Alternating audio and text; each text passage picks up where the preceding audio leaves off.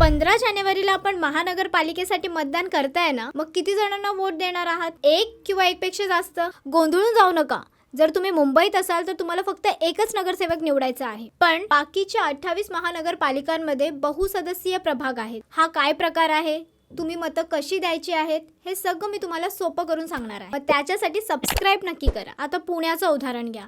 इथे प्रत्येक प्रभागात 4 नगरसेवक आहे, म्हणजे तुम्हाला 4 लोकांना निवडायचे आहे. त्याच्यासाठी मतदान यंत्रावरती अ, ब, क, ड असे 4 विभाग केले असतील. तुम्हाला प्रत्येक विभागातील एका उमेदवारासमोरील बटन दाबून त्याला मतं द्यायची आहे. जर तुम्हाला कोणताही पक्ष किंवा उमेदवार पसंत नसेल तर आपल्याकडे नोटाचाही बटन दाबण्याचा पर्याय आहे. तुम्हाला प्रत्येक जागेसाठी एक बटन दाबून एक उमेदवार निवडायचा आहे. तुम्ही ज्याच्या समोरचं बटन दाबाल तिथे लाल लाईट लागेल. एकदा तुम्ही सगळ्या जागांसाठी मतदान केलात तर बीप असा आवाज येईल. तो आवाज आला तर याचा अर्थ तुमचं मतदान पूर्ण झालं आहे. त्यानंतर तुम्ही आपला मतदान कक्ष सोडू शकता. आणि एक महत्त्वाची गोष्ट, विधानसभा आणि लोकसभाला कसं असतं, आपल्याला फक्त एक उमेदवार निवडायचं असतं. इथे व्हीव्हीपॅट अशी मशीन असते, म्हणजे तुमचा वोट कोणाला गेला आहे ही दाखवणारी एक चिट तुम्हाला पाहायला मिळते. पण या इलेक्शन्स मध्ये ही मशीन नसणार आहे, म्हणजेच आपल्याला 3, 4 आणि मुंबईच्या बाबतीत फक्त एकच उमेदवार निवडायचा आहे.